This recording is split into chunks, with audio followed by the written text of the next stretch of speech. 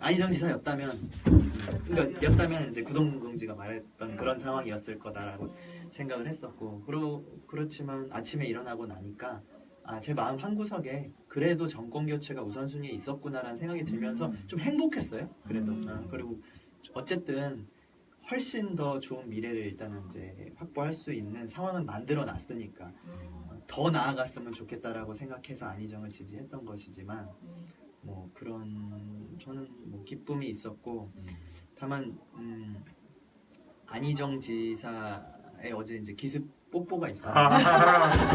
세계의 뽀뽀라는 저는 이렇게 해석해야 된다고 마땅하다고 생각해요. 사실 저는 안희정의 승리였다고 생각을 해요.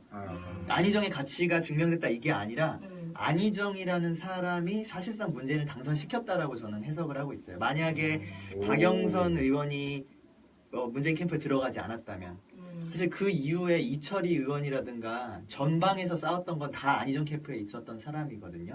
근데 이제 그 당시에 경선 지고 나서 박영선 의원이 뭐 탈당할 수도 있네 이런 말들이 나왔었잖아요. 그렇죠. 근데 왜 문재인 캠프에 들어갔을까? 저는 안희정 지사의 철학에 감화된 부분이 있다라고 생각을 해요. 그 사람들이 문재인을 도와야겠다라고 그리고 통합정부에 대한 어떤 의지 설득해서 같이 나아가야겠다. 옛날 같았으면은 박영선 의원 같으면은 나가. 그것도 남았죠. 예, 그냥 그런 성격이었으면. 지금 성격이 어때서? 되게 잘하시나 봐요.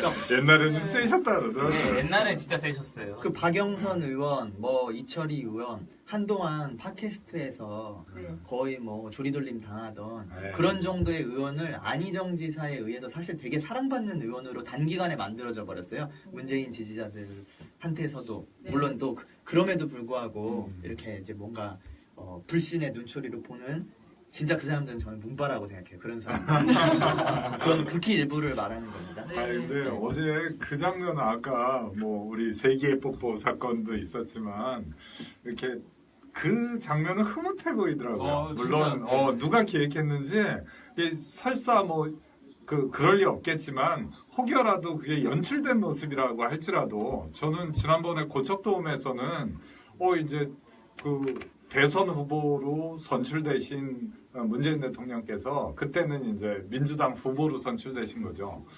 추미애 대표만 그 양손을 잡고 번쩍 올려주시고 만세를 같이 하고 실제로 그 경선에서 탈락했던 안희정 후보나 이재명 후보나 이런 분들은 뭐 이렇게 어떻게 보면 단상에 같이 올라가서 그런 모습이 좀 있었으면 좋겠다 하는 아쉬움이 있었거든요. 근데 어제는 정말 박원순 시장님이나 뭐 제가 좋아하는 김부겸 의원님이나 뭐 이런 분들 다 오셔가지고 다 거기 이제 그 뭐 온 국민 앞에서 그런 단합된 모습 또 무엇보다 이제 메시지가 저는 의외로 통합이라는 말이 중심이 돼서 다 운영이 되고 그 다음에 물론 뭐 중요하죠. 적폐청산이나 이런 개혁 과제들이 중요하긴 하지만 어찌됐든 그런 통합을 통해서 아까 그런 뭐 이세돌 구단 얘기도 했습니다마는 적폐를 청산한다는 그 어떤 의지에 대해서는 대부분의 국민이 공감할 거라고 생각해요. 다만 그 방법을 어떻게 하는 것이 실제로 효력을 나타낼 수 있겠는가 하는 부분이 이제 핵심적으로 고려돼야 된다고 보면 어제는 통합을 통해서 그와 같은 개혁이나 뭐 개혁 속에는 적폐청산을 포함하고 있는 나라의 발전이 수반될 텐데 그와 같은 시도를 했다는 것은 너무 좋았고 앞으로 이제 실천을 잘 지켜봐야 되겠죠. 네. 근데 그 이제 뽀뽀가 저는 안희정이라는 사람의 어떤 인간적 매력을 드러나는 지점이기도 했다라는 생각이었지만 그래서 그 정치 감각이라고 생각을 해요.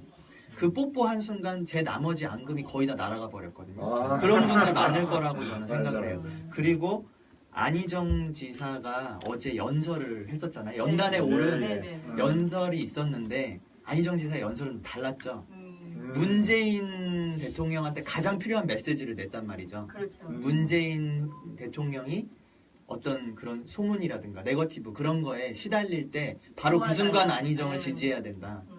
안희정을? 문재인을 죄송합니다. 제가 지금 너무 본심을 드러냈나? 여기 지금 아무리 안희정의 임시정부지만 너무한다. 그 순간 안희정을 지지한다는 보여요, 이거. 나 지금 진짜 문재인 지지자분들한테 너무 욕먹을 발언을 실현을 해버렸네. 근데 그 영상이 안희정 지사님이 어제 그 발언했잖아요. 네. 근데 그 영상이 유튜브에 올라왔는데 유튜브에 뭐라고 올라왔냐면은 한껏 술에 취한 그 안희정이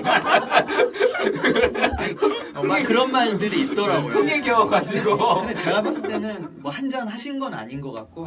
근데 기분에 취하신 거예요. 그걸로 보고 그렇게 봤는데 진짜 그렇게 보이긴 보여요. 그렇게 봤는데. 네, 진짜.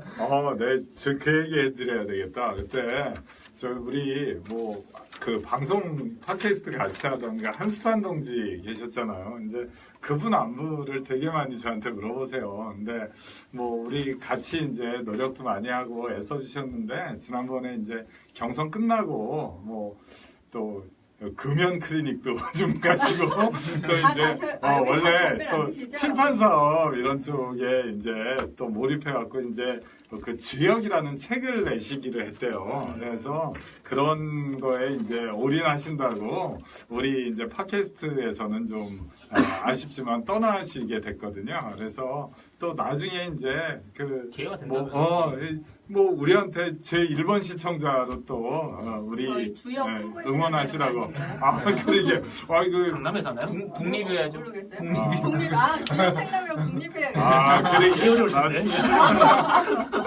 나중에. 그래서 또 궁금해서 저희 물어보신 거 제가 생각나고 또 저기 했으니까 나중에 또 그 주역책도 많이 사랑해 주시면 감사하겠습니다. 그리고 또 수산 동지가 이제 카페를 만드셔가지고 뭔가 아카이빙하는 걸 하니까 그런 것도 좀 관심 가져주시면 좋겠습니다. 네네. 좋네. 네. 막간을 이용해서. 네. 그리고 너무 홍보한다? 책도 안 나왔는데. 책은 안 쓸 거야. 나왔어요? 나왔어요? 네. 나왔대요. 본 것 같아요. 그래요? 네, 다음은. 네. 그리고 각 후보별로 지지율이 갖는 의미는 더 특별한 건 없을까요? 어쨌든 바른정당은 이대로 갈 거라고 보십니까? 그러면? 네, 다른 방법이 없어요. 바른정당은. 이번에 좀 탈당 사태에서 의원들이 탈당한 것도 되게 컸는데 지역 조직들이 무너진 게 저는 타격이 더 크다고 생각해요. 그러니까 지역당의 의원들이 다 탈당을 해버린 거구나. 그래서 이 정당이 과연 내년에 지방선거를 버텨낼 수 있을지. 그러니까 내년이 문제고, 내년이 문제인데 지방 조직이 무너진 상태에서 어떻게 지방선거를 치를지. 그러니까 이거는 국민의당도 연결이 되거든요. 그러네요. 그러면 국민의당도 호남에서 지금 버틸 수 있을까라는 거죠.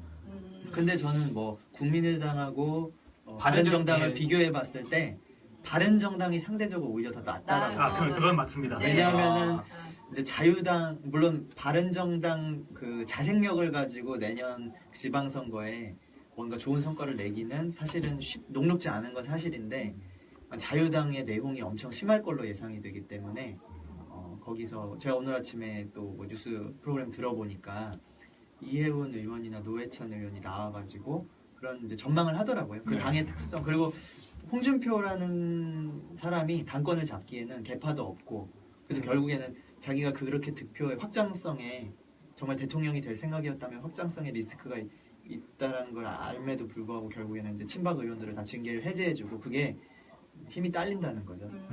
저는 이런 통계도 봤는데요. 그 민주당이 그 문재인 후보가 사실 우리 되게 20, 30대, 20대 특히 대학생들 젊은이들한테 지지율이 높다. 저희 이제 안희정 후보하고만 비교했을 때 안희정은 40대, 50대 이렇게 인기가 높았고 문재인 후보는 20대의 지지율이 높았고 이렇게 비교를 많이 해서 선입견이 있었는지 모르겠어요. 문재인 후보가 20, 30대에 이렇게 지지율이 높다 이렇게 알고 있었거든요. 근데 이번 투표 결과가 20, 30대에 그 투표를 한 사람들의 그 통계를 봤을 때 유승민 후보한테 그 투표율이 미치지 못했다는 거예요. 20, 30대의 그 투표율이. 그래요? 네. 그랬다라는 것은 그럴 수밖에 없는 게 거기 사람들, 애가 20대, 30대들은 대부분, 그러니까 일단 인구 비례로 봤을 때 20, 30대가 적지 않나요? 그래서 저는 네. 이런 그죠. 판단을 구간상. 지금 20, 30대가 그 전후 베이비 붐 세대 자녀라서 그래서 지금 되게 저는 많아요. 좀 이런 좀 어떤 그런 좀 판단을 해봤는데 사실 20, 30대가 그러니까 그 투표율이 적다 하잖아요. 네. 적다 하지만 그래도 그 투표율로 이어지는 그런 좀 정치에 좀 관심이 있고 하는 그런 어떤 세대의 그 투표율로 이어지는 그 사람들한테서는 그런 문재인에 대한 어떤 그런 막연한 인기 이런 대세론에 흘러가는 그런 부합하는 그런 인기에 기대는 어떤 그런 게 아니라 합리적인 어떤 판단을 한다는 거죠. 그런 어떤 합리적인 판단에 의해서 투표를 한다는 어떤 그런 걸 읽었거든요. 그런 판단을 했거든요. 또 뭐 합리성도 있을 수 있을 것이고요. 또 네. 이런 해석도 가능할 것 같아요.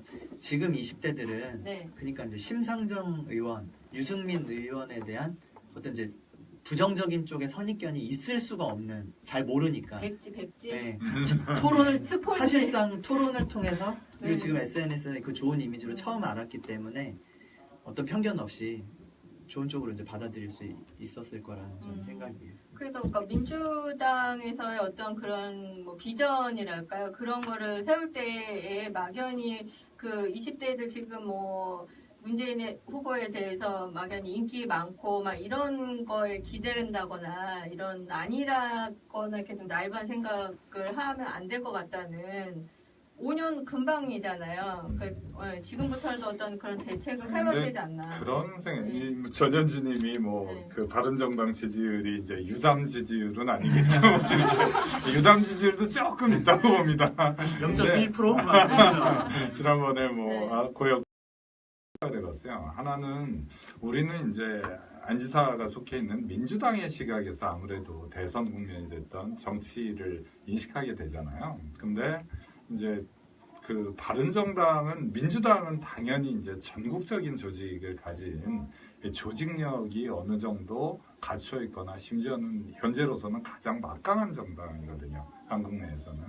근데 이제 바른정당은 아직은 전국적인 조직이 갖추어진 정당은 아니에요. 그러니까 몇몇 곳에서만. 근데 좀 지난번에 탈당 사태 같은 게 누가 봐도 무리수잖아요. 사실은 그것 때문에 유승민 의원이나 바른정당이 더 큰 동력을 보충했는지도 몰라요. 하지만 그런 에너지가 있는 거를 어떤 방향성을 가지고 그거를 담아내는 그릇은 역시 정당도 조직이거든요. 근데 그 조직이 갖추어지기도 전에 와해되는 경우를 겪었다. 그래서 나중에 그와 같이 어떤 뭐 올바른 보수다, 그 다음에 바람직한 보수다, 이런 거에 대해서 국민들이 보내는 지지나 뭐 이런 거, 제가 뭐 막간을 이용해서 홍보하자면 저도 이제 후원금을 조금 보냈거든요. 그래요?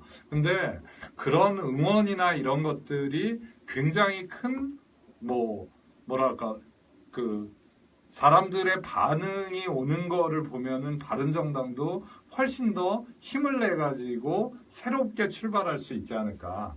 또 하나의 측면은 그 조직력이라는 거는 대부분은 자리에서 나온다고 생각하거든요. 이 지방선거나 향후에 국회의원 선거나 이럴 때 과연 거기서 어떤 당선권에 있는 누구를 만들 수 있냐, 국회의원을 만들거나 지방의 어떤 뭐 시장을 만들거나 지방의회의 의원을 만들거나 이거를 만들 수 있는 정당이래야 그쪽으로 사람이 몰리게 되거든요. 근데 저는 그러니까 그런 의미에서 그 바른정당이라던가 이런 유승민이 그런 저력이라던가 정당 조직의 힘이라고 생각을 해서 뭐 위협적이다 이런 뜻에서 말씀드린 게 아니라 그러니까 민주당에서 또 5년 후는 또 저희가 준비를 해야 되잖아요.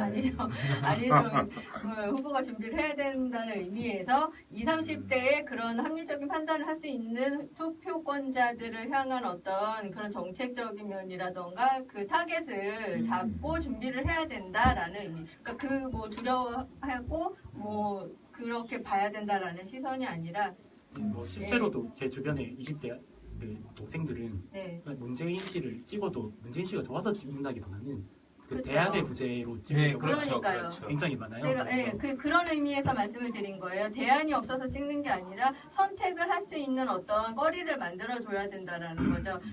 뭐 20, 아까, 30대가 찍을 수 있는 어떤 여러 가지 중에서 나는 그래서 안희정을 찍을 거야. 나는 그래서 민주당을 선택해야 할 거야라는 어떤 그 아이템을 만들 수 있는 거를 지금부터 저는 해야 된다고 봐요. 안희정 지사님이 이번에 그걸 잘 못하셨죠, 사실은. 예, 이제 예. 문재인보다 뛰어난 대안이라는 걸 스스로 증명을 못했어요. 그 당시 그렇죠. 때문에. 근데 사실 그거를 뭐 대선이 뭐 3년 전부터 준비한다, 보통 2년 전부터 준비한다 이렇게 말씀들을 하시더라고요. 근데 지금부터 해야 되지 않을까 싶어요. 저는 뭐 중장기적으로 계획을 세우는 것들도 있고 하니까 지금부터 정책 연구를 하시고. 하긴 이제 네. 개헌이 되면 임기가 네. 또 어떻게 될지 몰라서 그러니까요. 네. 준비를 좀 하긴 해야 돼요. 개헌이 근데 될까요? 그건 나중에. 그건 얘기하고. 나중에. 제가 어제 그 JTBC 네. 네. 뉴스룸을 계속 봤거든요. 12시쯤에. 근데 거기서 그 자유한국당에서도 나오고 민주당에서도 나오고 그랬는데 거기서 계속 자유한국당은 개헌 얘기를 무조건 해야 된다. 막 개헌을 뭐 다 공약을 세웠으니까 무조건 해야 된다. 계속 개헌에 대해 뭔가 바라고 얘기를 하는 것 같았어요. 오늘 그럼 인선을 보고는 어떤 느낌 가지셨어요? 그러니까 개헌을 약속을 했는데 문재인 대통령께서 그렇죠. 이제 개헌 약속도 하시고 여러 가지 약속을 하셨어요. 근데 오늘 인선 발표를 하신 것을 보고는 어떻게 그동안에 하신 약속들을 지킬 것 같으신지 뭐 판단해 볼 수 있잖아요. 우리가 미리. 그러게 저는 뭐 오늘 인선 세 분만 기억나요. 제가 분별할 수 있는 우선 이낙연 총리, 그다음에 임종석 비서실장, 그다음에 그 조국 민정수석 이렇게 세 분에 대해서 저는 뭐 일감을 말씀드리자면 그래도 이제 추종 세력만 가지고 코드 인사를 하기보다는 그 야권 내에서는 비교적 자기 계파에 치우치지 않는 인사다 이렇게 느꼈거든요. 첫 번째로 임정석 비서실장이 제일 먼저 얘기가 나왔을 때는 그분은 이제 박원순 시장님 모시고 저기 정무부 시장으로 서울시에서 일하신 경험이 있잖아요. 그래서 이번에도 이제 영입하려고 뭐 문재인 대통령께서 직접 뭐 상고초려 비슷하게 이제 영입하기 위해서 공을 들였다고 얘기를 하고 문 대통령님은 주로 삼고초려를 유비예요, 진짜. 근데 유비예요. 삼색하면 채워요. 근데 그러니까 그 유비처럼 왕이 된 거예요. 대통령이 되신 거지. 그다음에 이낙연 총리는 되게 뛰어난 사람입니다. 네. 그 안희정 지사 다음으로 광역 맞아요. 단체장 그 평가 2위를 쭉 달리고 저 있던. 몰랐는데 그래요? 그러니까 안희정 팬들이 네. 그 안희정만 딱 보고 약간만 내리면 2위가 보이거든요. 아. 3위까지 있어요. 3위까지, 4위, 5위. 이거 높아요. 안희정이 5위까지. 1등이라는 걸 아는데 3등이 누군지 아무도 몰라. 그러니까 1등만 기억하는 더러운 세상 얘기가 나오는 거야. 저도 2, 3위를 안 봤는데 사실은 1위와 2위의 갭이 엄청나요. 그래서 안 보게 되는 거야. 한 20% 차이 납니다. 평가 전화하는 거야 이낙연 지사. 평가 전하는 게 아니라 50%? 이낙연 지사 59, 59에서 60 정도 나오고요. 60. 네. 아니, 그 정도면 높은 편이에요. 예. 아니 진짜 80 가까이 나오니까. 어떻게 딱 집어내냐 그렇게. 이렇게 뭐 그런 말에서 아니 우리 저 이태원 동지는 완전히 저기요 우리 임시정부의 이철이야 이철이. 왠지 알아요? 그 지난번에 우리 그 토론 때 했었잖아요. 그 토론 제목에서 우리도 다뤘던 거. 내가 그 안철수라면 절대 하지 않았을 것.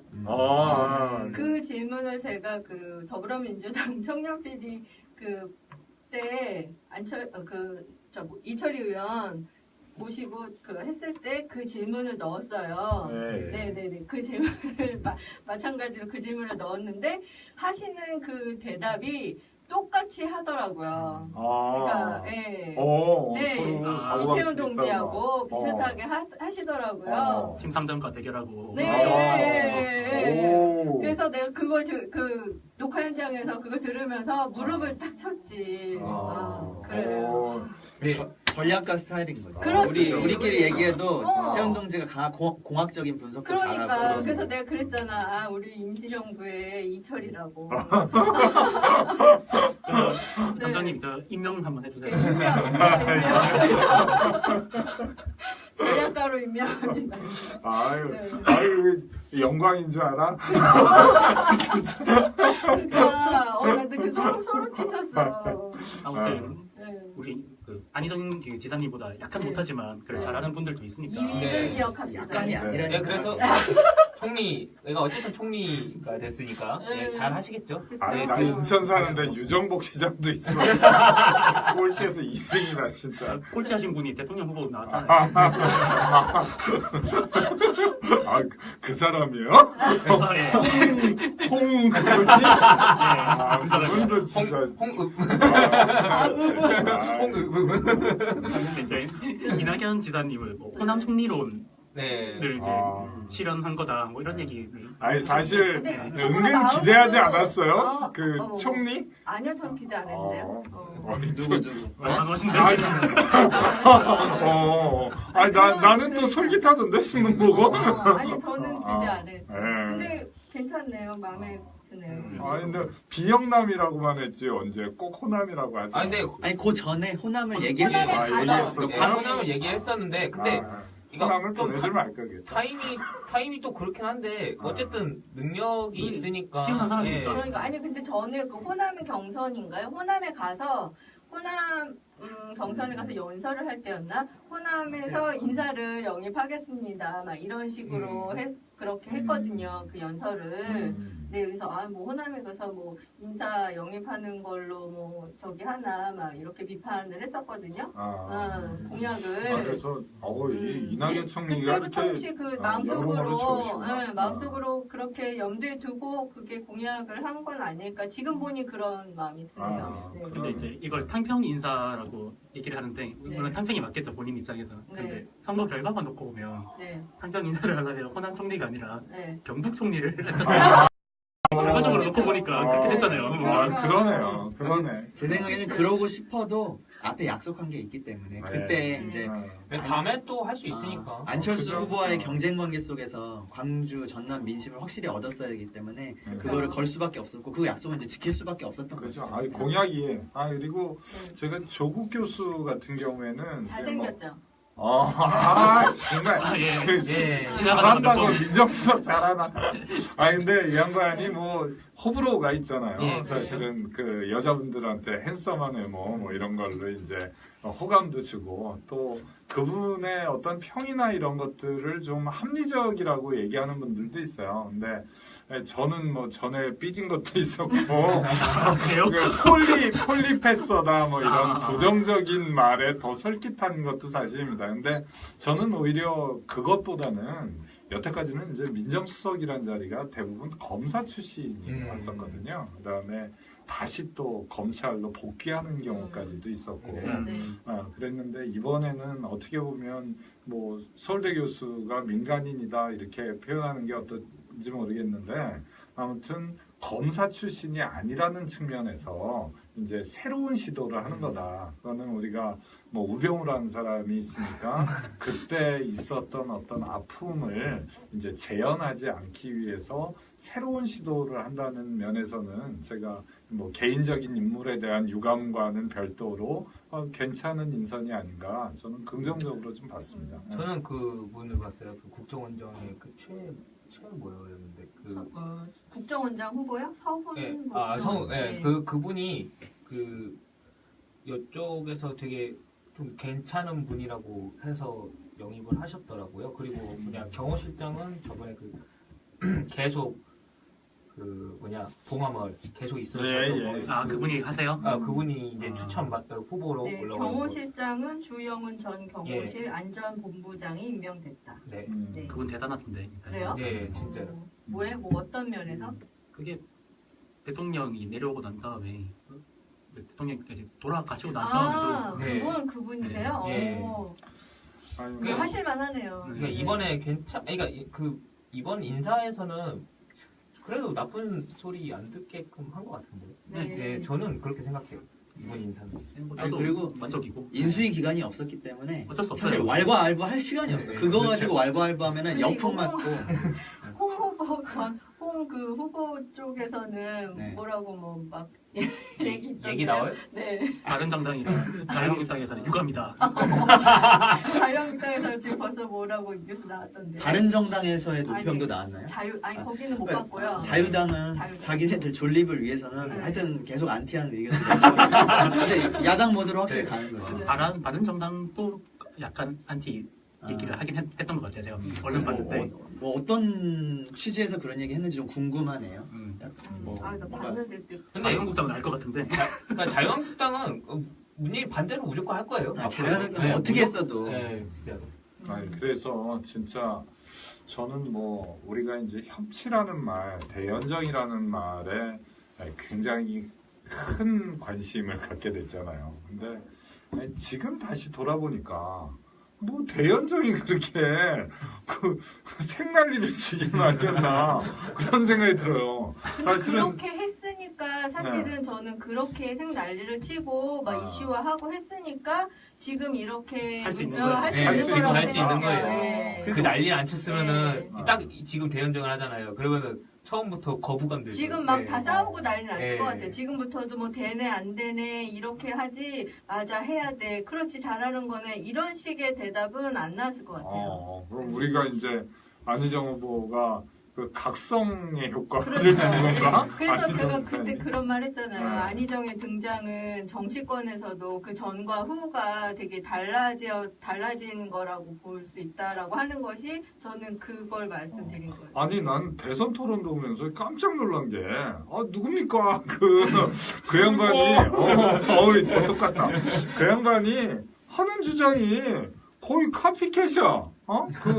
우리 안희정 지사님이 그 민주당 경선에서 했던 그런 얘기를 약간 뭐 패러디하거나 흉내내거나 이런 말들이 굉장히 많이 있더라고요. 근데 나중에 그런 생각이 들었어요. 사실은 뭐 누가 보더라도 문재인 대통령이 아까 뭐 그런 아쉬움을 여러 가지 얘기했지만 제일 많이 득표했고 최다 득표 이제 최다 차이로 지금 대통령이 되시고 이랬기 때문에 아까 민욱동지 말씀하신 대로 정권 교체라는 게 그래도 가장 중요한 고려 요소라는 거는 그게 선거 결과로 입증됐다고도 생각이 돼요. 근데 공감되고 있었죠. 네, 한편으로는 왜 안희정 지사가 했던 말하고 거의 유사한 주장을 했는데도 안철수 후보 같은 경우에는 아까 그런 떠도는 보수층의 유목민 같은 그런 표들을 흡수하지 못했을까?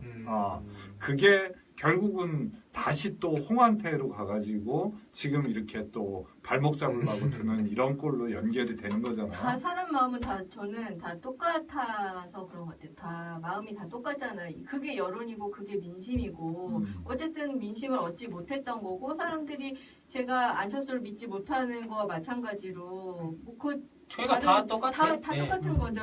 어떤 이유가 뭐가 있겠어요? 다 그냥 여기 있는 사람들이 네. 만약 안철수가 더 매력적이고 만약 안희정처럼 뭔가 끌어다니는 게 있었다면은 안철수를 찍었겠죠 당연히. 네. 그게 나오니까. 네, 네. 민심이죠. 그게 여론. 그 아이러니한 게 그런 느낌 들었어요. 똑같은 주장도 누가 주장하느냐에 그러니까 따라서 어떻게 달리 네. 들리는 것 같아. 네. 그러니까 어떻게 누가 주장하는 게 되게 중요하거든요. 근데 그거를 저는 뭐 누가는 안철수도 할 수 있었어요. 왜냐하면 이번에 판을 깔아줬으니까. 근데 어떻게가 안 됐던 거죠. 왜 그냥 자기가 말하고 있는 게 뭔 내용인지 모르면서 그가 계속 말하는 거예요. 그게 좋아 보이니까. 근데 그리고 예.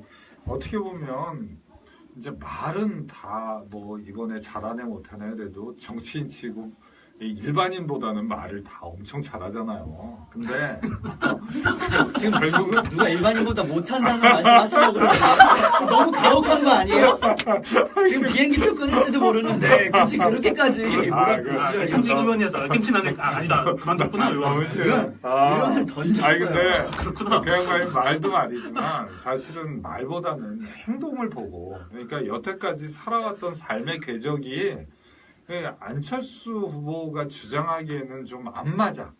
본인하고. 그렇죠. 그래서 자기에 맞는 옷을 입고 그 주장을 해야 되는 건데 뭐 안희정 지사가 그 얘기하고 멋있어 보이니까 자기도 또 따라하고 이렇게 갖고는 표를 못 당긴 게 아닌가. 그런 면에서 네. 정말 아쉬움이 있고 그 표가 사실은 문재인한테 가기는 아까 이제 한계가 있는 거죠. 이제 대통령 되셨으니까 문재인 이러면 안 되겠다. 구동통지님이 더 상위자예요. 내가 주권자네. 네, 더 상급자예요. 예.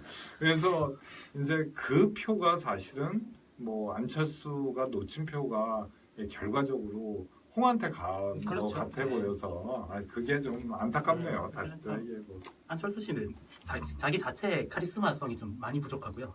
그러다 보니까 어떤 주장을 해도 신뢰가 잘 안 가는 거예요. 카리스마가 있는 사람들은 거짓말해도 그러니까 그렇다거든요. 사람 자체의 한계가 있고.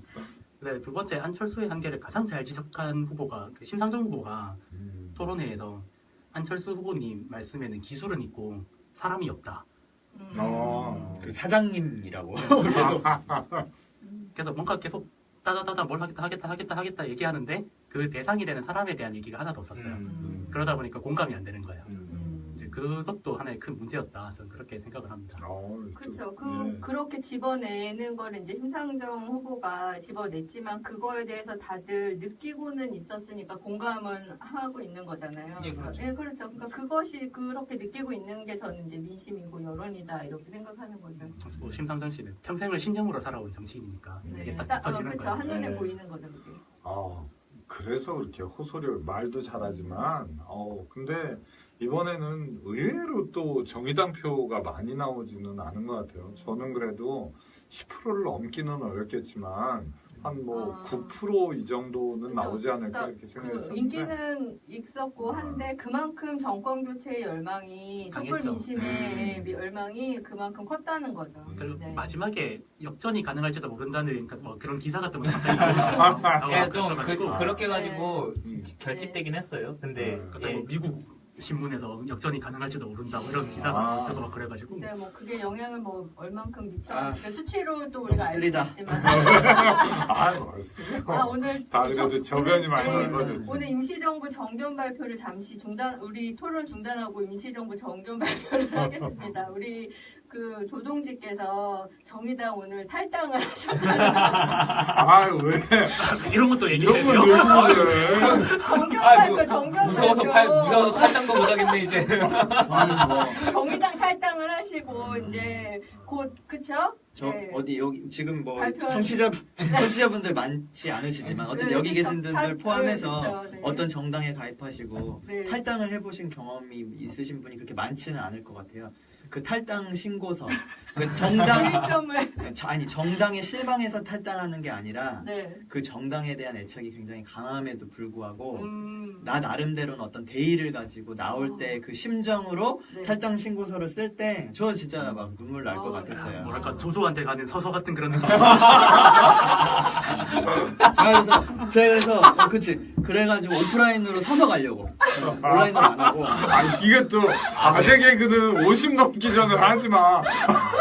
아유 구동님 같은 맛이 없네. 좋았어요. 잠시만 시도야. 서서가. 맛이 없네. 그래서 제가 이제 정의당에 메시지를 드린 거는 네. 나는 사실은 내가 정의당에 가입했을 때는 민주당으로는 안 되겠다.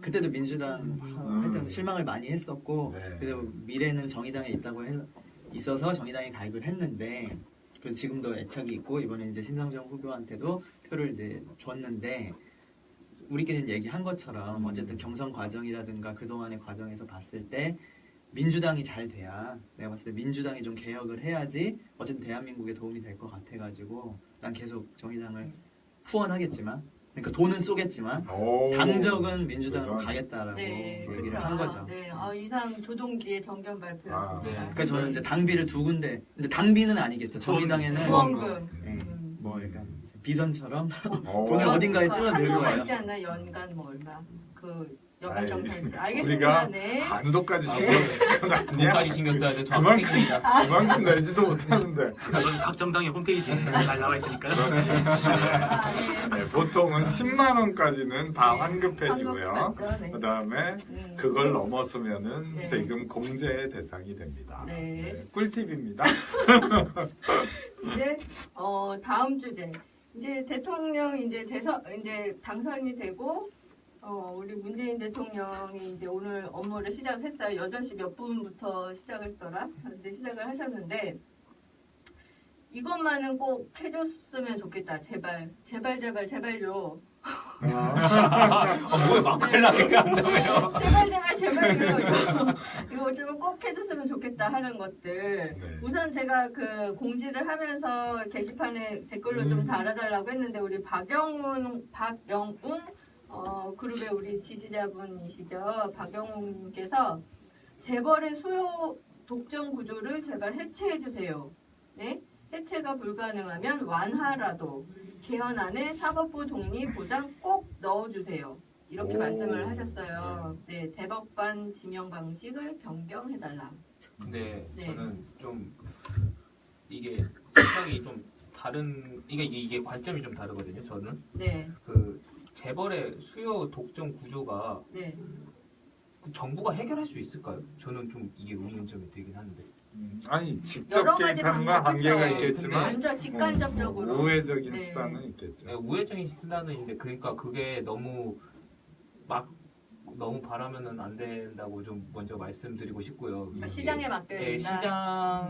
그러니까 그 대기업이 될 수 있는 경쟁력이 있으니까 그 삼성이라는 기업이 외국에서도 어느 정도는 인정을 받고 있거든요. 그게 외국에서도 인정을 못 받으면은 어쨌든 삼성이 좀 대기업이 못했을 그러면 텐데. 박영웅님이 말씀하시는 건 뭐 내수에서의 그 수요 독점 구조 같은 걸 말씀하시는 걸까요? 뭐 프랜차이즈라던가 아니면 뭐 골목 상권 같이 그런 것까지 지금 수요 독점을 하고 있잖아요. 사실은 모든 뭐 택배 뭐 하나 시작하면 택배부터 만드는 상품 그거를 배달하는 택배 그것을 뭐 그쵸 보험 뭐 모든 전 라인을 다 수요 독점을 하고 있잖아요. 그러니까 그런 어떤 내수 독점을 말씀하시는 걸까요? 근데 뭐 주말- 지금 네. 있는 표현만 갖고 그걸 네. 명확히 규정하기는 어려운데 네. 저는 이제 재벌이라는 표현이 그 안에 들어가 있다는 점 이런 면에서 놓고 보면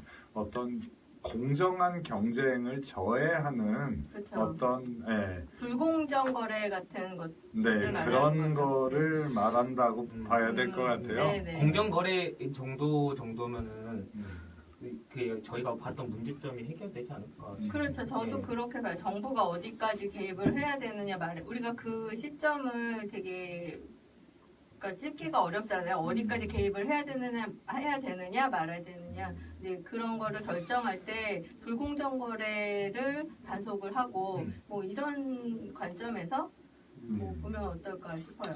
사실 참 네. 재벌이 우리나라의 딜레마죠.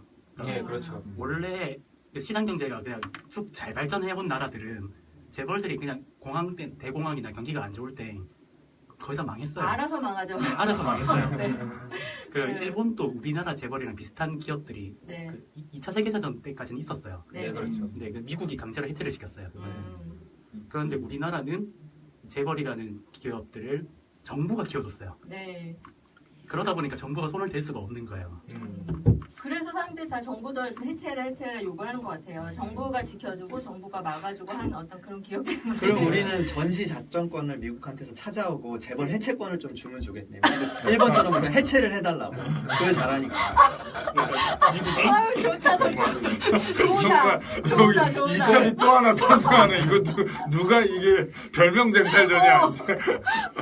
FTA로 그걸 협상하는 거예요. 전시 작전권을 받고 재벌 해체권을 가지고. 그러니까 그런 것 같아요. 네. 안타까운 일이죠. 이렇게 그러니까 미국이 일본을 이제 철저하게 너무 지배하기 재밌다. 위해서 재벌을 해체시킨 건데 그게 이제 일본에는 좀 더 좋은 경제적 효과가 돼버리고 우리나라 같은 경우는 잘 살아보겠다고 재벌한테 뭔가 집중을 시켜준 건데 우리 박영웅님이 바로 확인해 해주시네요. 네, 불공정 맞다고. 거래관양이 맞다. 맞죠? 네, 저희가 맞게 알겠습니다. 찍었나요? 이거를 네. 진짜 제 1순위로 좀 해결해 주셨으면 좋겠다는 박영웅님의 네. 의견이 있었습니다. 네. 이게 문 근데 대통령한테 그거는 있는 것 같아요. 그러니까 옛날에는 그래도 주변에 그 슈퍼마켓이 그냥 자생적인 슈퍼마켓이 많았는데 요즘에는 이제 이마트 같은 작은 그 마트가 생기잖아요. 그러니까 SSM이라고. 예, K마트 뭐 예, 이런 거? 이마트 뭐 아니, 홈플러스 무슨 플러스 예, 홈플러스 익스프레스. 아, 익스프레스. 그런 게 생기다 홈플러스 보니 플러스는 뭐야? 더블 플러스인가? 그거는 뭘 또 더했나 홈플러스. 그러니까 그런 게 생기다 보니까 그 이제 원래 그리고 곳곳에 편의점이 엄청 많이 생기잖아요. 그러니까 거리마다 유지를 해줘야 되는데 거리마다 유지를 안 하고, 그러니까 또 여기에 또 가면은 GS가 있고 여기에 또 가면 GS가 있고 이렇다 보니까 상권을 다 예, 망가뜨려 상권이랑 맞아. 예, 편의점이 망가뜨리고 그러다 보니까 이제 좀 골목 상권이 망하는 경우가 되게 있더라고요. 그리고 그 프랜차이즈가 또 몇 퍼 엄청 많이 떼가요. 막 파리바게뜨 같은 경우는 사장님이 아무리 많이 벌어도 5년이면 다 떨어먹습니다. 네, 진짜로. 그렇죠. 그러니까 그런 것들을 그러니까 정부가 나서서 해결해야 할 것들은 그런 것 불공정 거래라던가 또 이제 원청과 하청의 문제점. 예, 그렇죠. 네, 그런 것들을 해결해야 되는 거지. 뭐 어떤 뭐 나 직접 나서서 밥을 떠먹여 준다던가 이런 걸 바라면 안 될 것 같아요. 근데 저는 어제 이거 우리 이제 주제에 대해서 서로 상의해서 정했잖아요. 그때 뭐라고 얘기할까? 그거 딱 한마디로 공약한 대로 지켜주세요. 근데 이제 그거 다 지키면 다 못 지켜. 네, 못 지키죠. 네. 솔직히 못 지키는 걸 알고 이제 우리가 앞에 좀 비판적으로 얘기한 적도 있었잖아요. 근데 그거 딱 한 가지만 얘기하라 그러면 전 그런 얘기를 하고 싶더라고요. 진짜 우리가 패권 이렇게 말했던 거 이제는 대통령 됐잖아요.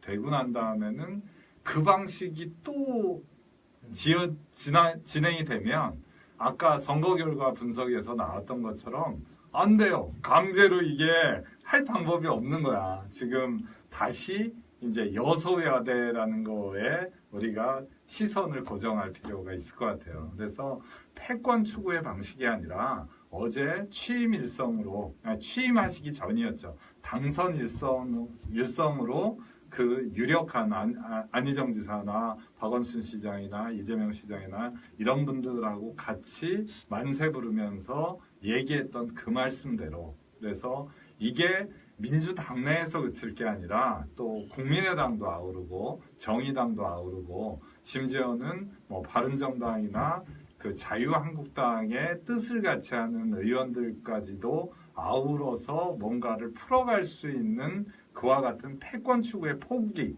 그거를 딱 한 가지만 주문하라면 저는 좀 말씀드리고 싶었어요. 근데 인선 결과를 저는 근데 오늘 딱 물론 뭐 하나만 보고 열을 알 수 있다 이런 말도 있고 뭐 하지만 저는 오늘 그것만 본 거로는 어째 촉이 좀 좋은 것 같아요. 느낌이. 그죠. 신경 많이 썼죠? 네, 신경 많이 썼네. 쓰고 그런 어떤 패권 사람이 그렇잖아요. 막 하도 들으면 그거에 대해서 노이로제 걸려가지고 더 그 말에 더 신경을 써서 이제 하게 마련이잖아요. 그래서 그 부분은 오히려 더 신경 써 그런 말 안 들으려고 더 신경 쓰지 않을까. 네. 아니 그래서 그런 어제는 생각이 들어요. 뭐 안희정 지사님이 그냥 광화문 근처에 있는 호프집에 맥주가 동나도록 한번 기분 좋게 마셔보자 그런 말씀도 그 시간에 덕담으로 광화문을 해주셨는데 지나갔는데. 먹지 그랬어 그래서 근데 와 몰랐다고요? 몰랐어. 어쩔 근데 이제 다시 돌아보면 이제 그 현실은 여전히 그대로 남아 있는 것 같아요. 지금 우리가 전에 문캠프의 자리나 이권을 탐해서 모여든 사람들에 대해서 비판한 적이 있었잖아요. 그 사람들이 떠나지 않아요. 이제는 새로 더 와서 그 자리를 탐할 우려가 있습니다. 그와 같은 경계심이나 이런 것들을 더 고추 세워야 돼요. 그래야 트집을 안 잡힙니다. 트집 잡히면 자유한국당은 작심하고 덤벼요 지금. 그래서 트집 잡아가지고 앞으로 못 나가게 방해할 전략을 이미 짰을지도 모릅니다. 그래서 이걸 뚫고 나가려 그러면 첫 번째는 이제 동력 확보. 동력 확보는 아까 말씀드렸지만 41.1%의 지지를 받고 있다는 부분. 그 다음에 아까 그런 통합 노력을 통해서 뭐 연정이 됐던 협치가 됐던. 근데 그와 같은 거를 하면은 안철수 지지표도 내 동력이 되는 거고 그다음에 바른정당의 유승민 지지표나 심상정 지지표도 내 동력이 되는 거거든요. 그래서 그 동력을 바탕으로 해갖고 속도감 있게 나가야 된다는 거. 그다음에 명분을 그대로 잘 유지해서 나갈 수 있게 트집 잡히지 말아야 된다는 거. 그걸 가지고 이제 밀고 나가야 돼요. 근데 노무현 대통령이 당선됐을 때 이제 당선됐으니까 그 지지자분들 아마 모아놓고 한 동영상이었나? 그래서 그러니까 당선되시고 나서 이제 당선됐으니까 여러분들 이제 뭐 어떻게 해야 되죠? 그러니까 뭐 객석에서 이제 감시해야죠. 뭐 이런 말들이 막 우후죽순 이렇게 막 나왔어요. 그랬더니 이제 노무현 대통령께 뭐 약간 좀 표정 살짝 한숨 잠깐 쉬시면서 하신 말씀이 저를 지켜줘야지요. 이렇게 말씀을 하신 거를 제가 봤거든요. 그 말씀이 그건 것 같아요. 어제 안희정 지사님이 하신 말씀도 마찬가지인 것 같고 문재인 대통령께서 뭐 하셨던 말씀대로 안 하실 수도 있고 실망하시는 분들이 앞으로 생길 수도 있고 하시더라도 이제 지켜줘야 된다. 네, 그러니까 라고 하는 말씀이 비판하는 거랑 비난하는 거랑 다르잖아요. 그렇죠. 네, 그러니까 지지를 해주고 근데 그리고 또 책 중에 또 그 안희정 지사님의 책 중에서도 또 그런 구절이 있었어요. 정치인들이 지금까지는 계속 잘하든 못하든 계속 욕만 했잖아요. 우리 문화에서는 네, 흉만 보고 욕하고 잘못하고 막 이런 문화 속에 있었는데 정치인들도 이렇게 잘한다고 하고 잘하는 부분을 이야기하고 해야 발전을 하고 하는데 너무 이제 그렇게 못하는 부분만 비난하고 비판하고 하는 부분을 이야기하는 걸 제가 읽었거든요. 역시 국립의 지대잖아요. 그렇게 해서 네. 노무현 대통령이 그렇게 돌아. 아니 근데 제가 아까 지지를 하고 뭐 지켜달라는 말이 또 오해가 생길까봐. 그렇죠. 네. 근데 이 지지하는 방법 되게 중요한 것 같아요. 네. 지지하는 방법은 첫 번째로는 시민으로서 참여할 일이 있으면은 좀 적극적으로 참여하는 거 이게 중요한 것 같고 또 하나는 이제 문재인 대통령의 열혈 지지자분들도 우리가 좀 부정적으로 표현할 때 이제 문바라고 몇 분 표현되는 분들이 있어요. 근데 그분들도 나름은 자기는 우국 충정을 가지고 문재인 대통령을 지원하고 있다고 생각하실 것 같아요. 하지만 자기가 한 짓이 야기하는 결과를 한번 좀 객관적으로 봤으면 좋겠어요. 지난번에 심상정 후보가 그 어떤 토론에서 그 문재인 대통령을 뭐 공격했다고 융단 폭격을 하거나 쫓아가고 이제 전화해 업무마비시키고 이런 것들이 결국은 문재인 대통령한테 부담을 드렸잖아요. 그런 것들이 앞으로 또 지키기 위해서 무슨 달빛 기사단이다 이렇게 이름 붙이고 가서 또 융단 폭격을 하게 되거나 뭐 이렇게 되면 이젠 대통령일 때하고 대통령이기 이전에 한 야당의 후보일 때하고는 천양지차예요. 대통령의 친위 부대가 가가지고 그와 같은 화력을 뽐내면서 누구를 박살내버린다? 그러면 그거는 이제 획일화를 강요하는 일종의 폭력이 되고 그렇게 규정될 우려가 훨씬 큰 거거든요. 그런 것들을 정말 지키고 싶다면 문재인 대통령을 지키고 이제는 문재인 대통령이 뭐 안희정 지사의 라이벌이 단순히 그뿐이 아니잖아요. 그분은 이제 대한민국 대통령이니까 내 나라의 대통령이에요. 그런 면에서 나 지지자인 나만이 공유할 수 있는 독점할 수 있는 대통령이다. 이런 생각도 좀 놔주셔야 될 것 같아요. 그렇죠. 우리 나라를 생각하고 우리 가족을 생각하고 그렇죠. 우리 아이들을 생각하고 이렇게 행동을 또 자애롭네. 저는 뭐 이런 말씀이 좀 어떨지는 모르겠습니다만 문재인 지지자분들한테 좀 말씀을 드리자면은 그동안 많이 또 되게 성명 발표하나요? 감정적으로 고생도 많이 하셨잖아요. 고생하셨죠. 이래요. 저도 이제 결과가 나오고 나서 아까 정권 교체가 됐으니 마음이 행복해지더라 이렇게 말씀을 드렸지만 뭐 좀 웃긴데 저는 지금 문재인 대통령이 좀 사랑스러워요. 응원을 많이 보내주고 싶고 그런데 저와 같은 마음 뭐 무조건 옳다는 거 아니지만 많이 이런 그 대통령한테 응원을 보내주려면은 지금까지 굉장히 문재인 대통령을 독점하시다시피 사랑하셨던 분들이 약간은 이제 좀 쉬어갈 겸 약간만 발을 한번 빼주시면은 다른 분들도 좀 문재인 대통령을 사랑할 수 있도록 그런 좀 자세도 필요한 것 같아요. 뭐 이재명 지지자였던 분들, 안희정 지지자였던 분들, 또 아예 상대 당의 지지자였던 분들이 나도 문재인 대통령 좀 응원해 보려고 했는데 그거를 막는 것 같은 그런 어떤 느낌, 의도를 가지고 하진 않겠죠.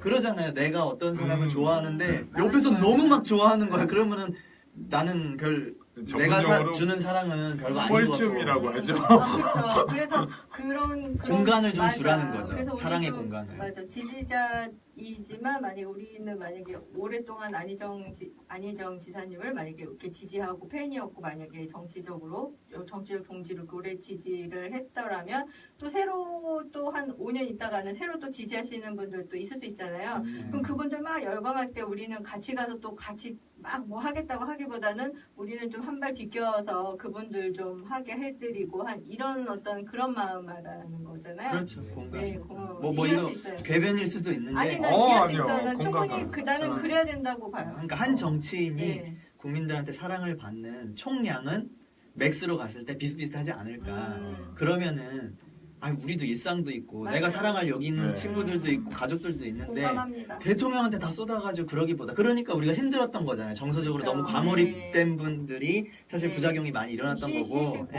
한 여기 10 정도 애정 주고 나의 일상에 네. 90의 애정을 가지고 그러면 이제 파이는 더 늘어나잖아요. 저는 안희정 지사가 네네. 그럴 수 있는 또 분이라고 생각하고 그러기 위해서는 저는 문재인 대통령을 그렇게 사랑하자. 오늘 담화문 하시는 생각이 거 네. 보고 저도 좀 감동이 되더라고요. 그래서 괜찮았어요. 네, 그래서 안정 지사를 지지하기 전에 그 문재인 후보한테 전에 후보였던 시절에 호감을 가지고 있던 그때 마음이 좀 되살아나면서 그래 저런 분이셨는데 왜 그때 경선 과정에서 그랬지? 막 이런 좀 늦어. 그러니까 그 괜찮았어. 그래 우리 대통령 그래 잘 뽑았다. 이제 잘 앞으로 5년 동안 그래 잘 되겠지. 막 이러고 있다 갑자기 근데 근데 그거 예. 아니 제가 한 마디만. 안희정 지사님이 개념 기정을 해주셨어요. 경선 때 왜 그랬어? 사랑하니까 싸운 거야. 아니 저도 네. 어제 그 연단에 올라선 모습 보면서 참 막 이재명 시장도 있고 김부겸 의원도 있고 참 다음 이제 대선 경선이 더 만만치 않겠구나라는 생각이 들면서 근데 이제 그 모습이 되게 훈훈했잖아요. 저도 너무 이렇게 다들 풍성한 멋있었어요. 너무 좋았어요. 저도요. 자 그런 느낌 가지고 다음 경선에 예를 들어 들어간다. 네.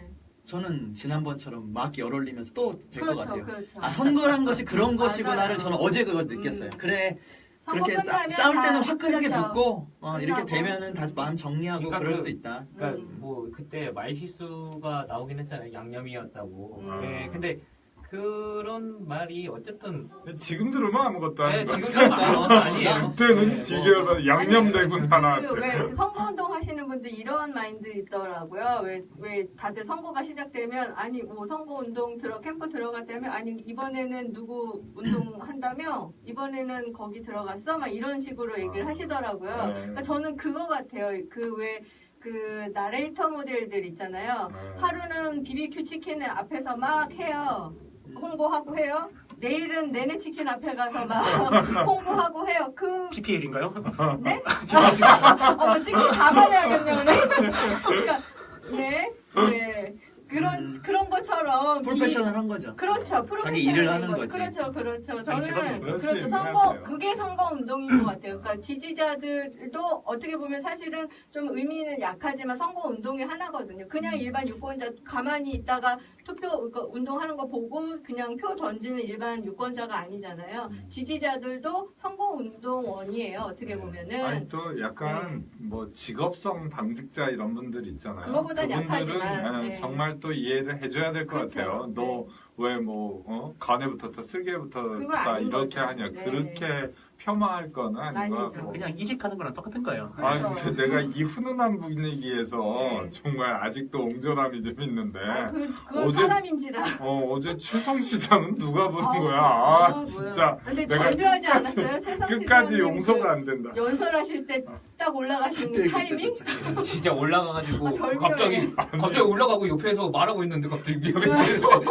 카메라 다 뺏어가. 난 절묘했다고. 아니, 근데 그래서 감각이 있다고 얘기했잖아. 낀철수가 아니라 낀채성이야. 진짜.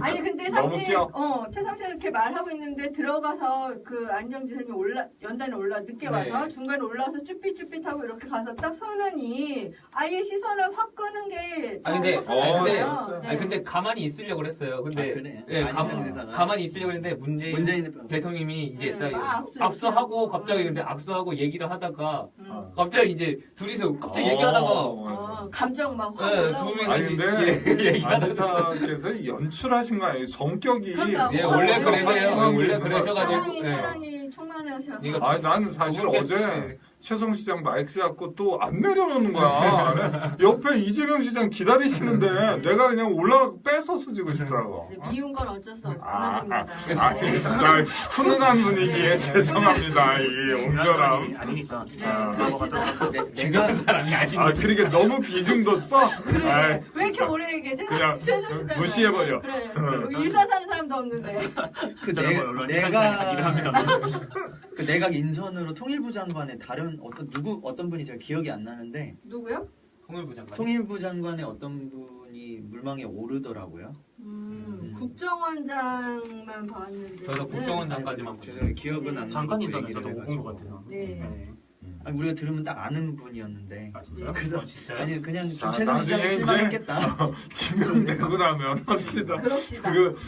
아니, 지금. 정세현 저기, 민우동지는 최성 시장을 네. 통일부 장관 쪽으로 그런가 생각하셔. 보다. 아니 지금? 제가 원한다는 게 아니라 아, 그건 아니에요. 네. 그 본인이 영업 원했을 거다. 본인이 그 영업을 계속 했었잖아. 영업 실패. 아니, 내가 민우동지랑 얘기할 때 사담으로 그런 얘기도 했어. 그 남북회담을 해도 차트를 딱 펴면서 아이 또 홍보해주나 얘가. 영업 실패. 실패? 그건 비중 없는 사람 얘기는 그만. 네. 자, 그러면 이제 3번 넘어가서 새 대통령 제발 이것만은 하지 말았으면 좋겠어요. 이것만은 제발. 제발.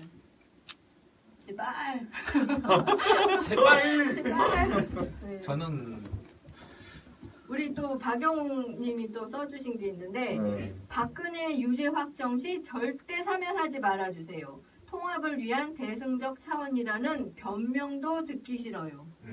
변명도 듣기 싫답니다. 그건 좀 불안할 것 같아요. 네, 저도 불안한 게 왜냐면 이거에 대해서 토론할 때 확답을 계속 요청을 하는 상태였나?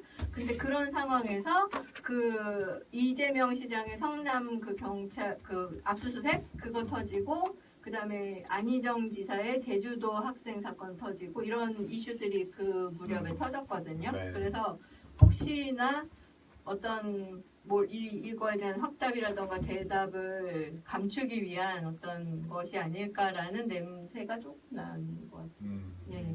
근데 저는 이 사실은 적폐청산이라는 말하고 우리 국민통합이나 이런 말하고 서로 이제 양립하기 어려운 개념이 아니냐 이런 지적들이 있더라고요. 근데 저는 그렇지 않다고 생각했어요. 왜 그러냐면 문 대통령이 그 유세 때 하셨던 논리에는 동의하지 않아요. 동의하지 않지만 이제 실제로 적폐라는 게 누구냐 하는 범위를 저는 너무 넓게 규정했다고 생각했거든요. 문재인 대통령이.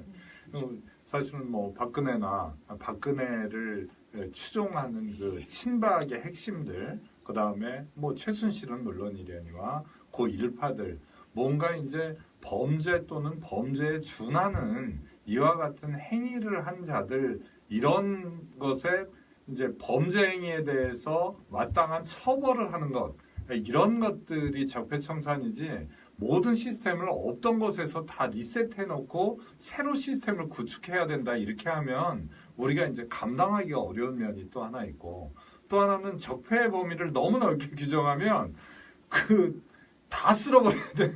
그러니까 나중에는 이제 적폐 세력 청산 이렇게 해갖고 규정을 하다 보니까 안철수 후보가 그걸 못 따먹었다는 게 결국은 문재인 지지하는 그 민주당 세력만 빼놓고 나머지가 다 적폐가 돼버리는 거잖아요. 근데 저는 그때 소수로 고립 시킨 게 실패다 뭐 이런 얘기도 있었잖아요. 적폐청산이라고 하면은 뭐 어떤 사람들이 대부분 막 관련된 관련자들의 처벌을 자꾸 얘기를 해요. 뭐 최순실 또 뭐 거기 뭐 막 이렇게 얘기들을 하는데 저는 제 개인적으로 생각은 적폐청산이라고 하는 거는 그냥 법대로 하는 게 적폐청산이 아닌가. 그냥 지금 현 제도에서 그냥 사법 처리하고 할 거 하고 위법한 사항을 있으면 밝혀내서 그거대로 처리하고 하는 게 그게 적폐청산이 아닌가 싶어요. 근데 이제 우리가 지금 앞으로 이제 과제일 수도 있는데 적폐청산이라는 말을 생각하는 게 각자 많이 다른 것 같아요. 그러니까요. 네, 그러니까 뭐 집단적으로도 다르고 사람들을 개인적으로도 사람들을 그런 나쁜 짓을 한 사람은 반드시 뭐 끝까지 쫓아내서 가서 해야 된다. 뭐 어쨌다 이렇게 하는데 그것도 좀 끝까지 쫓아가서 하든 안 하든 그 사법법의 테두리에서 하는 거죠. 아니 근데 미영동지 말에 뭐 일견 동의가 가는 거는 이제 법치주의의 실현이 적폐청산의 가장 중요한 방법이다. 그 부분은 아주 좋은 것 같고 그런 면에서 아까 말씀하셨던 그 사면권에 대해서 사면이 보통 두 가지 종류가 있잖아요. 일반 사면이 있고 특별 사면이 있고. 근데 이제 일반 사면은 그냥 뭐 광복절 특사처럼 어떤 계기가 있을 때 그와 같은 종류의 어떤 범죄를 저지르고 처벌받고 있는 사람들을 일괄적으로 사면해 주는 거거든요. 근데 그 일반 사면은 있을 수 있는 거죠. 근데 범죄 있었더니 근데 우리가 이제 뭐 특별 사면이라고 하는 거는 어떤 대상자를 정해서 그 사람만 봐주는 거예요. 근데 여태까지는 우리나라가 특별 사면권을 너무 남용했다는 지적이 있었던 거거든요. 그렇죠. 그래서 그때 그 주진영 박사도 그런 말을 하더라고요. 재벌의 그런 문제들, 재벌도 지금 뭐 횡령을 하거나 해서 다 감옥을 들어가고 했지만 그런 특별 사면이라던가 이런 제도나 이런 걸 악용을 해서 들어가면 바로 나와버리고 하니까 별 실효성이 없는 거예요. 그러니까 자꾸 또 잘못을 저지르고 또 횡령을 하고 몇천억 뭐 이런 일들이 재벌의 상속하는 문제들, 불법 상속 문제들 이런 것들이 계속 이뤄지고 있는 거라는 거죠. 그 사법권의 이루어지지 않고 있어서 그러니까 그런 것만 법만 제대로 지켜도 그런 불법 상속 이런 거는 이루어지지 않는다라는 거예요. 그러니까 그런 점을 저는 말하고 싶은 거죠. 그리고 또 하나는 제가 지난번에 어떤 종편 방송을 봤는데 거기 방송인 허수경 씨가 나왔어요. 오랜만에 듣는 얘기. 예. 진짜 알아? 근데 몰라, 얘 몰라. 세대가 확 갈리네. 헷갈리네, 몰라. 아침 방송 진짜로. 이제 살면서 좀 개인적인 불행을 겪어서 이제 이혼을 2번인가 뭐 이렇게 하셨어요. 근데 왜 뭐 때문에 이혼한 근데 이제 그것까지 지금 얘기가 그게 아니라 이제 그분이 공감 가는 말씀을 하셔서 제가 그 말을 옮기려고 했는데 신상을 그만 깹시다. 아침 방송 될 뻔했네요. 근데 그 양반이 이제 이혼에 대해서 본인의 아픔을 진솔하게 얘기하면서 그런 얘기를 하는 거예요. 이제 그 이혼을 하고 나면 그 다음에 또 남자를 만날 때 이제 앞에 이혼했던 전 남편과는 반대 캐릭터의 사람을 찾게 되더래요. 그러니까 내가 이혼할 때는 이러이러한 부분이 안 맞거나 힘들게 해가지고 내가 그 사람이랑 갈라설 수밖에 없었던 거야. 이제 이혼이 굉장히 고통스러운 과정이었다고 하더라고요. 근데 이제 그러니까 그거에 너무 넌덜머리가 나가지고 그런 단점이 없는 남자를 찾았다는 거예요. 그것만 보고. 또 딴 건 안 보고. 그지. 딴 거. 근데 우리가 지금 생각해 보잖아요. 여기 아까 이수정 씨가 뭐 박근혜 정부랑은 반대로만 하면 됩니다. 근데 뭐 그것도 일리가 있고 좋은 지적이신데 저는 이제 박근혜 정부나 앞에 있었던 그 폐해들이 있었지만 그 앞에 또 우리 뭐 존경에 맞지 않는 그 DJ의 아드님들이나 이런 분들도 또 뭐 권노갑 의원이나 이런 분들도 또 결국 돈 앞에 장사가 없었던 거지. 그러니까 우리는 털끝만한 잘못도 없는 도덕적 우월성 위에 있다. 이런 착각을 또 하면 안 될 것 같아요. 그러니까 법치주의라고. 예, 그래서 이제 우리도 똑같은 사람이기 때문에 똑같이 유혹이 있고 어떤 면에서는 뭐 내가 민주당원도 아닌데 막 우리라 그러네. 그래서 어찌됐든 우리가 이제 앞에 있었던 촛불민심 중에 하나인 거는 분명하잖아요, 저도. 근데 그 촛불민심의 일원으로서 말씀드리자면 이제 앞에 있었던 단점을 우리가 보완했다 그래서 우리가 장점만 갖고 있는 것은 아니다. 그러면 우리가 갖고 있는 단점이 또 드러나서 다른 병폐가 되면 그분이 두 번째 이혼을 또 하신 거잖아요. 그럼 우리 또 이혼 나가지 말란 법이 어딨어? 그러니까 그런 면에서 놓고 보면은 앞에 있었던 단점에 반대로만 가는 것도 뭐 그거는 고쳐야 되겠죠. 일단 근데 우리가 가진 부분도 장점으로 잘 작동할 수 있도록 이제 모든 정책을 좀 펴나갔으면 좋겠다. 그 종편이 뭐였더라? 저는 뭐 문재인 대통령님이 하지 말았으면 하는 거는 자기 장점을 좀 많이 살렸으면 좋겠어요. 그냥 아까 말씀했듯이 자기 장점이 뭔지 딱 고민해 보면은 문재인이라는 사람은 되게 신중한 사람이에요. 네. 그리고 되게 발라요. 항상 발랐어요. 그러니까 그 문재인이라는 사람은 뭐 그러니까 엄청 자기가 어긋나는 게 없었거든요. 그러니까 그 장점만 살리면은 좋은 점이라고 사람들이 평했던 그 예, 그렇죠. 점을 잘 살려서 그 포인트다. 그게 문재인의 큰 장점이면 그걸 살리면 되는 거예요. 그죠. 뭐 대쪽 같은 거, 뭐 아. 그다음에 뭐 사람들한테 그 뭐 학연 지연에 뭐 연연해 하지 않고 뭐 했던 것들 뭐 이런. 그 되게 신사적인 느낌이 있잖아요. 네. 그죠? 그러니까 선비답고 신사적이래요, 실제로도. 하고 뭐 이런 도덕적인 면에서는 뭐. 그러니까 그거를 살리면 되니까. 난 근데 좀 나쁜 쪽으로 오해하시면 안 되는데 그런 생각도 했어. 그 뭔가 자리 차지하겠다고 옛날에 문캠프로 몰려들었던 사람들 그냥 쌩까고 치셨으면 그런 생각했어. 저는 그럴 것 같다라는 거예요. 예상이. 그러면 현명하신 한국 신사 멋진 대통령이 되시는 느낌이 거지. 좀 저는 그럴 것 같아요. 그러니까 이번 인사도 그런 느낌으로 살짝 갖고. 그건 뭐 패권만 하도 그렇게 하니까 오히려 지금 대놓고 그렇게 했다가는 지금 난리 날 거 뻔한데, 근데 뭐 오히려 주변에서도 뭐 못 그럴 것 같아요.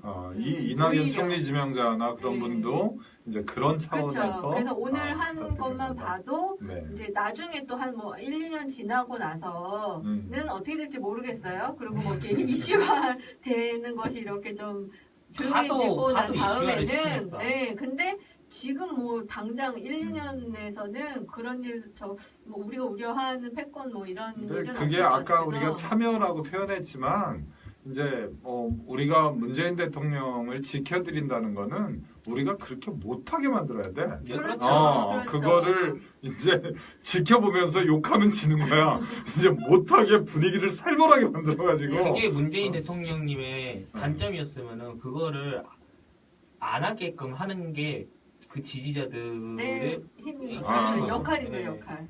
근데 저는 이제 그 방법도 아까 얘기랑 연결이 되는 건데 어떤 비판적인 지지보다 사랑으로 전 가능할 거라고 생각을 하는 거예요. 그러니까 문재인 대통령이 처음 나왔을 때부터 뭐 왕따 얘기 있는 것처럼 사실 굉장히 많이 공격받았고 그랬던 건 사실이거든요. 그러니까 일단 착한 사람인데 착한 사람이 갑자기 정치권 와가지고 너무 많이 공격받으니까 근데 이제 이 사람이 착하고 남이 얘기를 잘 들어주는 사람이잖아요.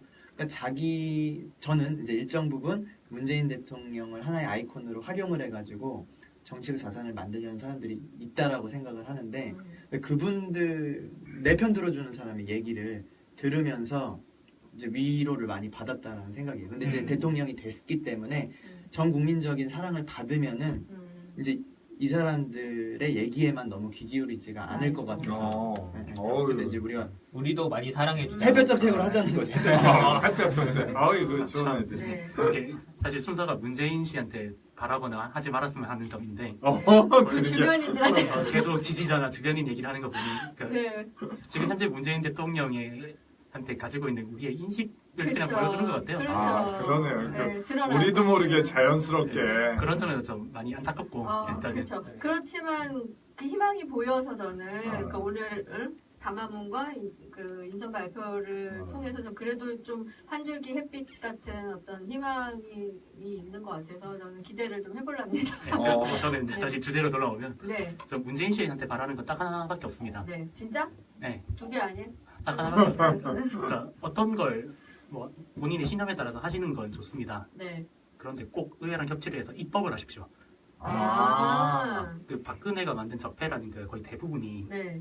그 의회랑 협치가 안 되니까 입법을 안 하고 시행령으로. 대통령이 만드는 시행령으로 다 뿌린 거거든요. 그렇게 정치를 하지 마시고 의회랑 어떻게든 협치를 해서 입법을 하십시오. 좋은 근데 의견이네요. 제가 볼 때는 협치를 무조건 하려고 할 것 같아요.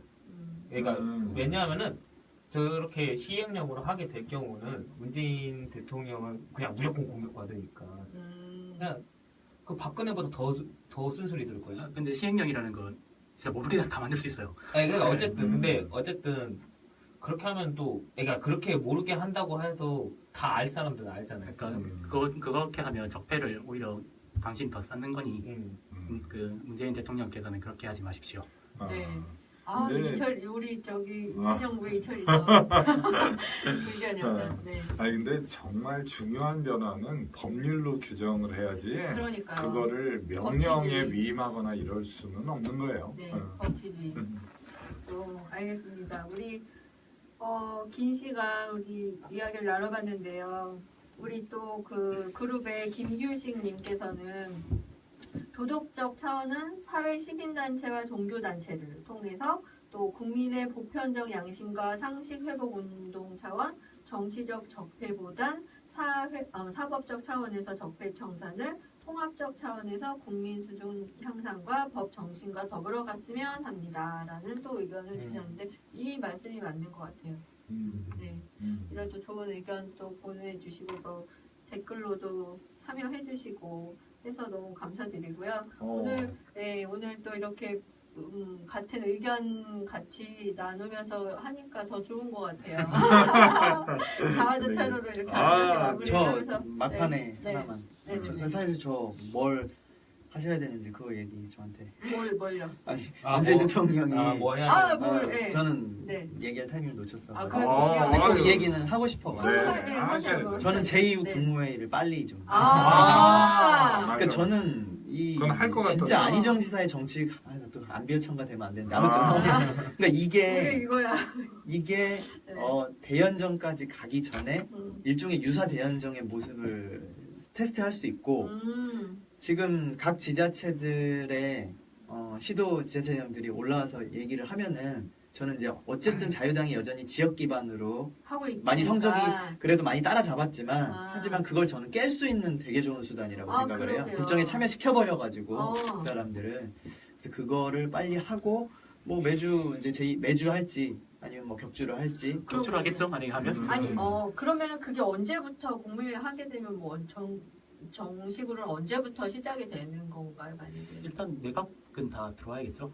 네. 장관? 국무회의가 있어야 되니까. 일단 제1 국무회의가 있어야 되니까. 뭐 나는 근데 더 그거 기다리는 것보다 일단 일종의 이제 시도지자체장들의 의견도 들어보고 그런 이제 소통의 차원에서 빨리 시작했으면 좋겠다. 일단 시작을 하는 모습을 보이는 게 굉장히 좋은 왜냐면 노력이지 않을까. 타당은 정말 그런 거 지금 중요한 것 같아요. 왜냐면은 그 이태원 동지한테 들었는데 뭐 할머니 노인정 그러니까 그 자유당이 어떤 식으로 선거운동을 하냐 우리 막 욕하잖아요. 그 경남 영남 지방에 뭐 노인분들 뭐 어떻게 표를 그렇게 줄 수가 있느냐 뭐 심한 분들은 이게 세대 교체가 돼야지 정권이 뭐 바뀐다 이렇게까지 얘기하시는 분들도 계시는데 사실은 그거를 그들의 노력이라고 봐야 된다고 생각해요. 저는. 그렇죠. 네, 그런데 그 어떻게까지 그 선거운동을 하는지 이태원 동지한테 들었냐면은 경로당에 선거운동원이 그 11월 달부터 그렇게 찾아와서 정성을 들이고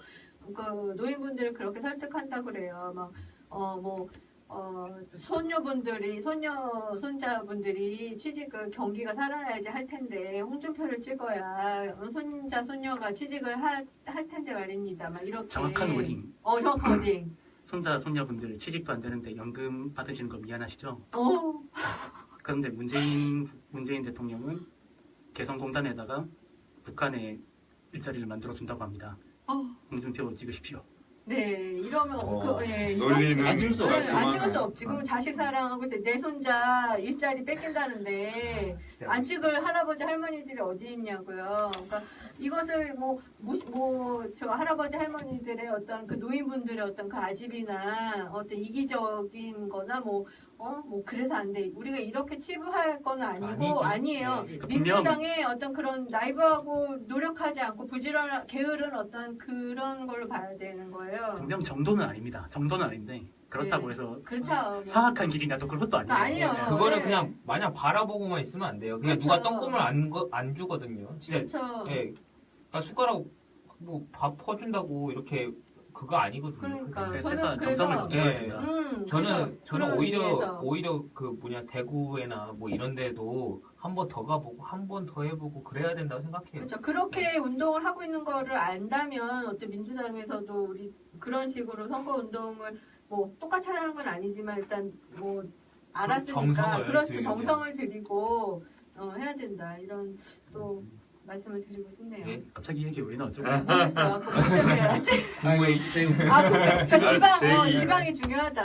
박영웅님께서 또 이런 네네. 어떤 궁금증 네. 얘기하셨는데 네. 그거를 제가 알아서 말씀드리려는 건 아닌데 네. 아마 입법을 하지 않아도 사실 이제 네. 모여가지고 회의하는 거니까 제2국무회의는 진행이 가능하겠죠. 근데 저는 다음에도 다다음 정부에도 그러니까는 아직 미완의 지역주의 타파를 위해서 네. 이거를 입법하는 거는 굉장히 좋다라고 그렇죠. 생각을 해요. 헌법까지 일종의 개혁 입법으로서. 헌법을 규정할 내용은 아닌 거죠. 국무회의는 헌법사항은 아닌 것 같고 근데 저는 하면 네. 좋겠다. 헌법사항은 시스템화 아니죠. 시키잖아요. 일단 개혁 입법으로서. 국무회의는 헌법이 있어요. 그래요? 제1국무회의는 아. 헌법에 있고 그러니까 이것도 이것도 개혁 입법으로서 그래서 지역주의를 타파하고 나중에 이제 안희정 지사의 아이디어였지만 그런 대한민국의 정도는 시스템이 헌법의 규정까지 안 해도 안 해도 할 수는 되죠. 법률의 그렇죠. 규정을 그렇죠. 갖고 네. 헌법의 규정하려면 개헌을 해야 되니까. 개헌해야 되니까.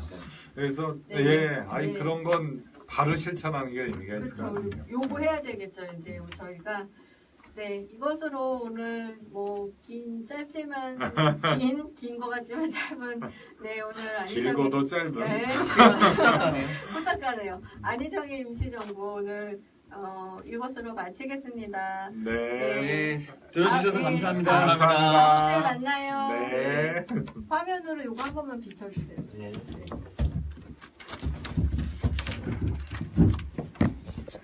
위로 올려야 되는 원래 이 라이브 방송 네. 모든 팟캐스트랑 겸하는 네. 방송은 라이브 방송에 당연히 참여율 숫자는 적을 수밖에 없잖아요. 그렇죠. 없죠. 우리 이제 이것도 중요하긴 한데 이거 이제 나중에 또 와서 그런 것도 있고 이제 팟캐스트를 많이 듣게 만들 수 있는 방안 있어요.